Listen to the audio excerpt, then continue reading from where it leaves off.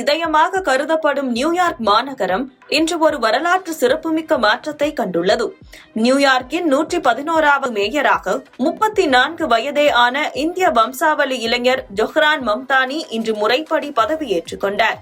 New York நகரின் வரலாற்றிலேயே முதல் முஸ்லிம் மேயர் மற்றும் முதல் தெற்காசிய ஆப்பிரிக்க வம்சாவளி தலைவர் என்ற இரட்டை சாதனையை மம்தானி படைத்துள்ளார். புத்தாண்டு தினமான இன்று அதிகாலை லோயர் மேன்ஹாட்டனில் உள்ள வரலாற்று சிறப்புமிக்க ஒரு பழைய சுரங்கப்பாதை ரயில் நிலையத்தில் இந்த பதவியேற்பு விழா நடைபெற்றது. அமெரிக்க வரலாற்றில் முதல் முறையாக திருக்குரான் மீது கை வைத்து ஒரு மேயர் பதவி பிரமாணம் எடுத்துக்கொண்டார். தனது தாத்தாவின் குரான் மற்றும் புகழ்பெற்ற எழுத்தாளர் ஆர்டுரோ ஸ்காம்பர்க் பயன்படுத்திய அரிய வகை குரான் ஆகியவற்றை அவர் இதற்காக பயன்படுத்தினார். மாநில அட்டர்னி ஜெனரல் லெட்டிடியா ஜேம்ஸ் அவருக்கு பதவி பிரமாணம் செய்து வைத்தார். இந்த வெற்றி எளிதாக கிடைத்து விடவில்லை.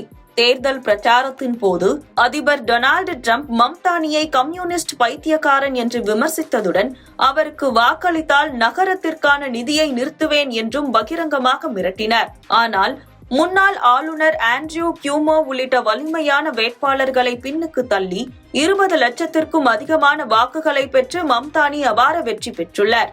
உகாண்டாவில் பிறந்த மம்தானி உலக புகழ்பெற்ற இந்திய திரைப்பட இயக்குனர் மீரா நாயர் மற்றும் கல்வியாளர் மஹமூத் மம்தானி ஆகியோரின் மகன் ஆவார்.